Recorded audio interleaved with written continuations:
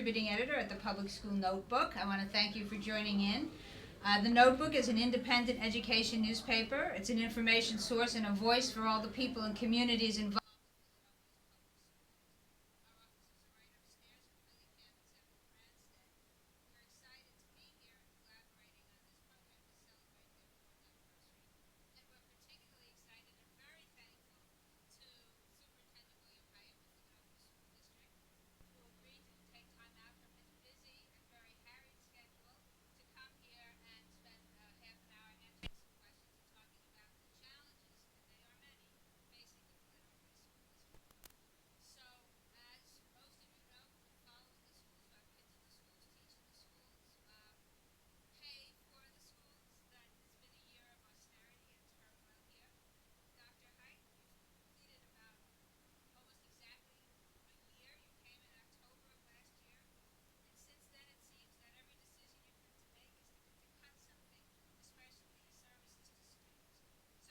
One.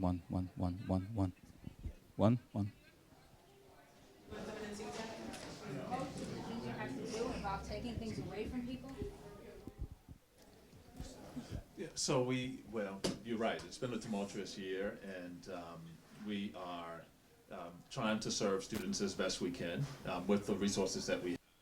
And I have been in other districts where we had to also take austerity measures, and so I've been in other districts that have had to close schools. I've been in other districts that have had to get concessions from labor. I've been in other districts where there were reductions in staff and reductions in programs. But I haven't been in other districts that had to do all of those things and make sure that in order to serve the students that you not do one or the other, but every single one. And even after doing every single one, there are still challenges with providing adequate levels of funding for our schools and for our students. So, do you think that Pennsylvania has a rational system for funding schools and for getting to districts the resources that they need, or even thinking about matching resource need with what's actually provided to schools? No, as a matter of fact, I don't. And I think it's been said numerous times that Pennsylvania Just one. Okay. Another assignment? funding that provides weights to certain categories and weights based on the needs of those students. And so it takes additional revenues and additional resources for certain children to be educated. And I do think that a more sufficient or adequate funding formula will entail or will provide for the differences with those students. So students who are coming from circumstances of poverty, students who are English language learners, students who have special needs, all of those things, students who are talented and gifted, all of those things require a different level of funding.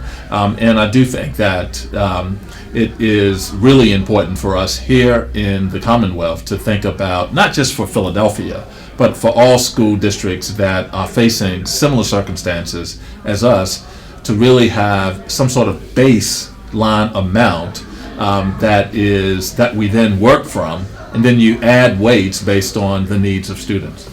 So before school opened this year, you were quoted as saying that they would be functional, but not necessarily adequate.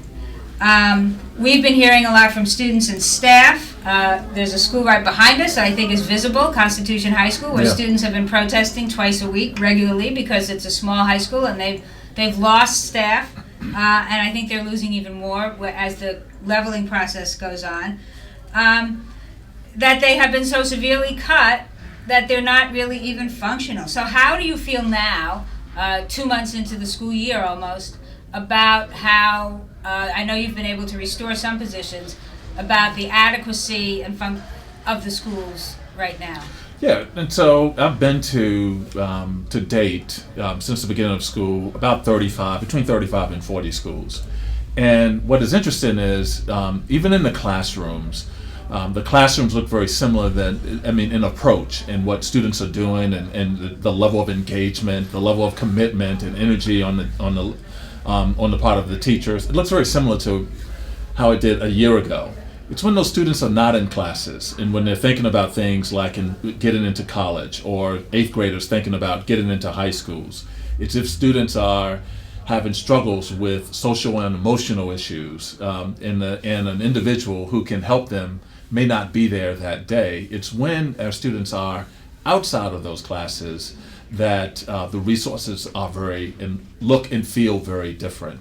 I will also add that even the school behind me, Constitution, even with the limits and the limitations around the resources, schools like Constitution and many of our other high schools, elementary schools, and K-8s are still doing some tremendous work with their students. I saw the students here do a mock trial, and they were spectacular. And it just speaks to the commitment of our educators, the commitment of many of our young people, and the commitment of staffs to ensure that as much as we can have or create the types of experiences that really provide students with the opportunities to learn from application, doing, problem solving, thinking critically. Do you worry that some kids are going to miss out on opportunities because they still don't have enough resources for their college applications or their high school applications? They don't have the help that they might have otherwise gotten? Yeah, naturally that's a worry, and it's one reason why we are planning to return a significant number of counselors, and because we feel like that is the one thing that we've heard consistently across all groups: parents, teachers, family members, students, principals. Across every group, we've heard that there have been challenges when a student can't access a counselor when they are dealing with an issue or thinking about college. We're also planning to develop a system or a structure throughout the city so that we're creating these centers that could provide students with direct assistance for college applications and financial aid, and that's using the expertise that exists already with the colleges and universities, in addition to adding counselors back to schools. But you're still not adding enough to have a counselor in every school. No, we're still not, and it's a very important point. Now, we talked about making sure that there's a counselor in every high school. It's still likely that we will have a itinerant group of teachers, but they will have a dramatically reduced caseload so that they're not going to as many schools, and the schools that they are assigned to, they can visit more regularly. But you're right, it will end up the equivalent of one per school, but because some of our schools will require a lot more, and we want to make sure that at least in our high schools, no matter the size, there's at least one counselor at those schools each day. We will not be able to put one in every single school with the resources that we have at the moment. So another support person that is not in every school are nurses. Mm-hmm. So LaPortia Massey, rightly or wrongly, this young girl has become a symbol. She's the student who died of an asthma attack after going home on a day that her school did not have a nurse on duty. This got national publicity. Nursing services have been cut in the district since before you even got here. Right. And many people have made a connection between the lack of nursing services and her death. How do you feel about this? And when you got $45 million from the state that they had been withholding, you said that you would be restoring other positions, including counselors, but not more nurses. So why don't you talk a little bit about that? Yeah, I mean, and so first of all, we grieved with the family the death of this child, and LaPortia Massey, rightly or wrongly, has become the symbol for many individuals of reduced revenues. And it's really important for us to understand what happened both at school and once the child left school. It's really important because we want to know if a child passed away hours after they were dismissed from school, if there was something that the school could have done differently. Multiple groups are reviewing this, where we are cooperating with all of those groups, the state, the city. We've done an internal review as well. And it looks like the teachers and the staff members there did everything that they should do. The other thing that's really important is no one, regardless of resources, is going to allow a child to be in distress. Many of us in education know what asthma attacks look like. That's when children are in significant distress, even if it's minor, and no one is going to allow a child to do that at any of our schools. And so the school based on our original investigation, did everything they could. Now, to your question, we are challenged with resources, and everyone knows that and understands that. And so we have to actually decide on what are we going to spend the resources, the few resources that we have. We're also hoping to get more resources throughout the year that will help determine whether or not we can return other services to schools. But right now, we don't have a significant number of counselors, not even to be functional, to your point. We are still operating with the same level of nursing services that we had the previous year. And based on the review, it is unclear of whether or not anything would have been different even if a nurse was there that day.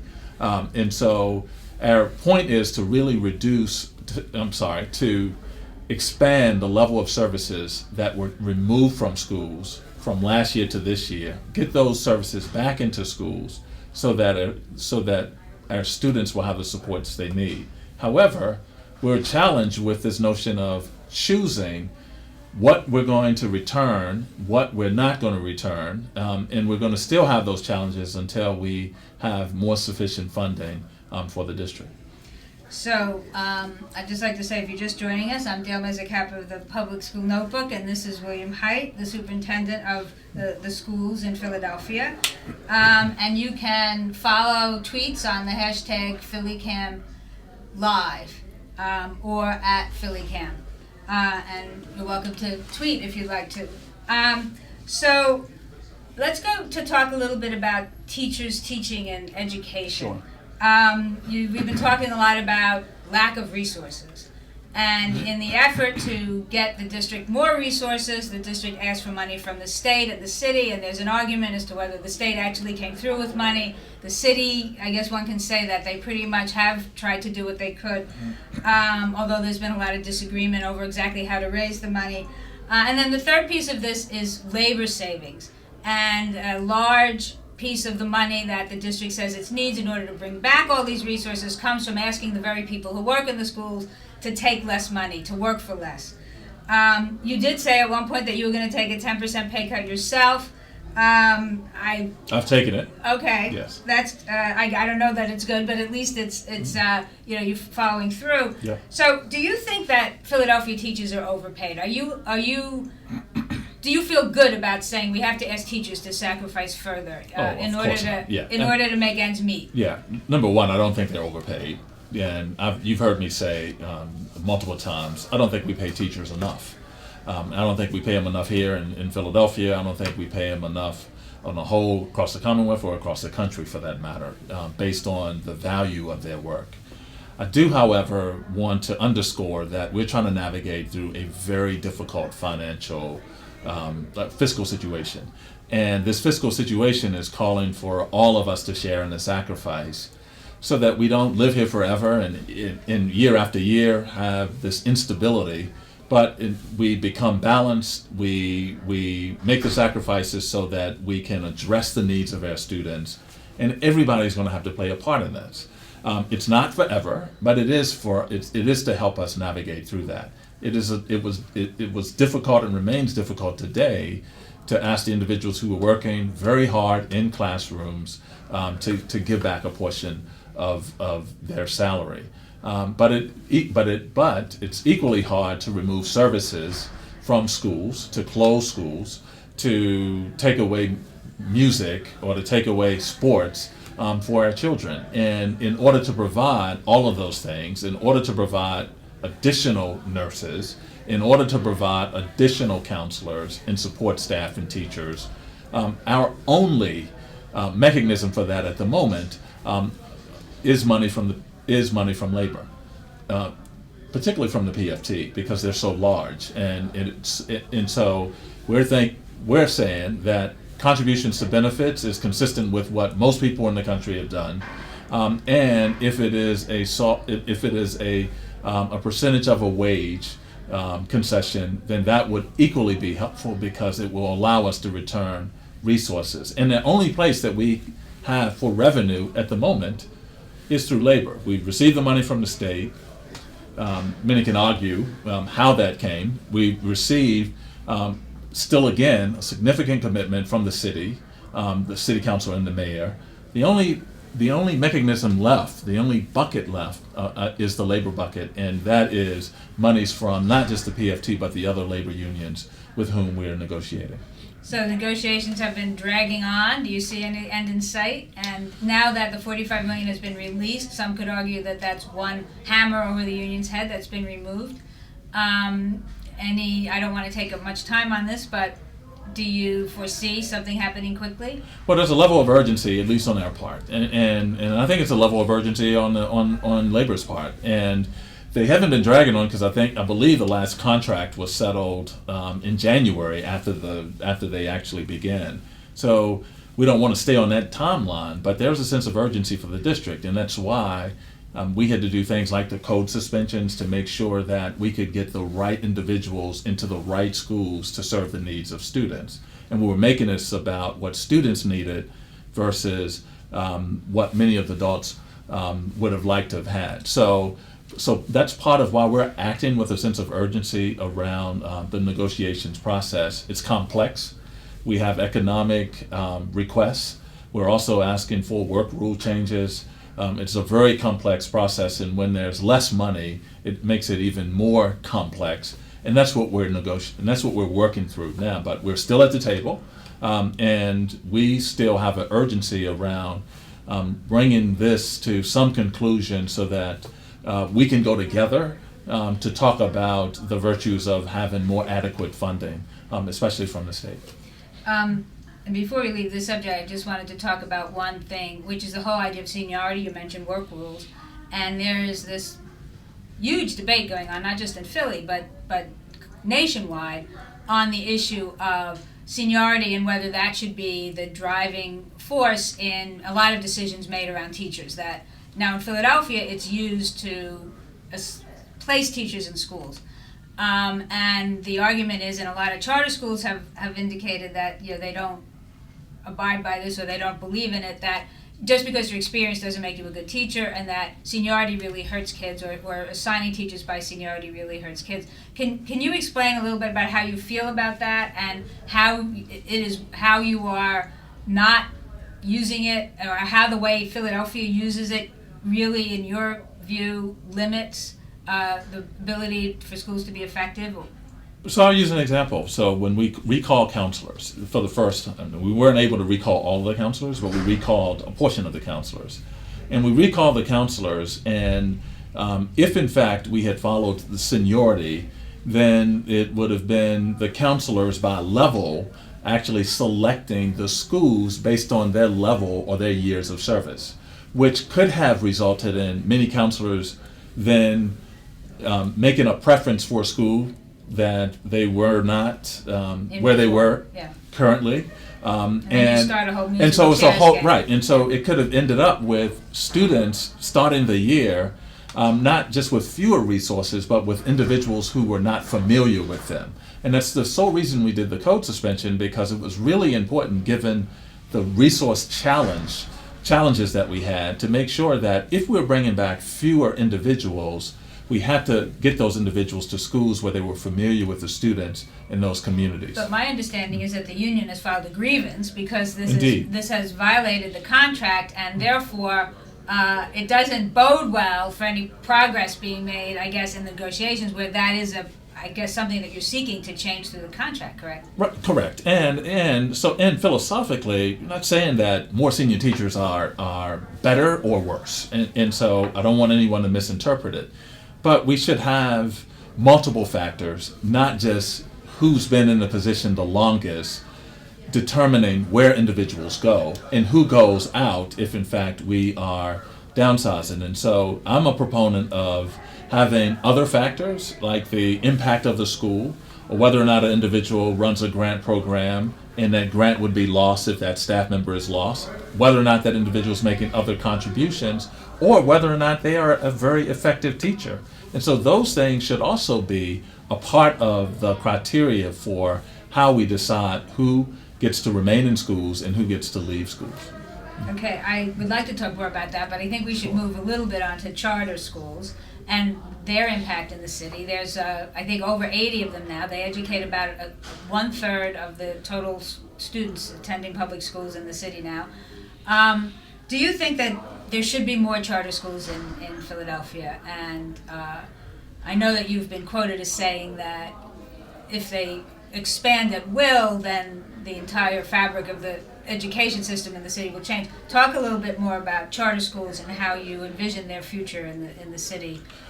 So I've always said, since arriving almost a year ago, that I'm agnostic on the type of school. What I want for Philadelphia and the children of Philadelphia, more quality schools. And I think that there are a lot of district schools that could also be replicated, and we could really proliferate those models in other places. A lot of high-performing district schools, both neighborhood schools and lottery-based schools that we could expand. I also think that there's some very good charters that we should be thinking about as we think about that sector. But it really is, how do we provide, what's the mechanism that allows us to provide more children access to high-quality schools? And how do we measure this notion of quality? And so I do think that both on the district side and on the charter school side, we have to make sure that students have access to higher quality schools, but at the same time, we're also addressing the schools that are not meeting the needs of students, where student achievement is actually growing at a rate that we would like to see. So you mentioned that you were in Harrisburg yesterday, and there is an effort now to change the charter school law, to amend the charter school law in Pennsylvania, which I don't think has really been touched very much since it was first passed. Could you explain a little bit about how the law itself, and I guess some funding decisions that go with that the state has made it difficult for the school district to operate with a kind of constantly expanding charter sector? Well, a couple of things. Number one, so one of the benefits of the Renaissance program is that it allowed us to actually look at catchment areas and then use those boundaries or catchment areas as the group of children that the charter operator would serve. And so that's very different, because that is probably the most effective and efficient way, cost-wise, to actually begin to partner with many of the charters. The law does several things. Number one, individuals can appeal to the state. They can go directly to the state for direct payment, which means that we could agree on the number of students that they have. They could go appeal to the state pays them directly, and then they don't validate that information with us, so then we have to go back to the state and try to undo that. So that's one small example. The other small example is some of the legislation it's recommending that there are university authorizers anywhere throughout Pennsylvania. And my problem with that is I don't want anyone throughout Pennsylvania authorizing charter schools for Philadelphia. Those individuals should be here in Philadelphia and should understand the impact on their budget. Well, there's plenty else, other things that we could talk about, but I think our time is up. So I want to thank Dr. Hite again. I want to say that our next show will be a member forum, which is like a community engagement kind of, where people from different community organizations come here and speak. And thank you again for joining in.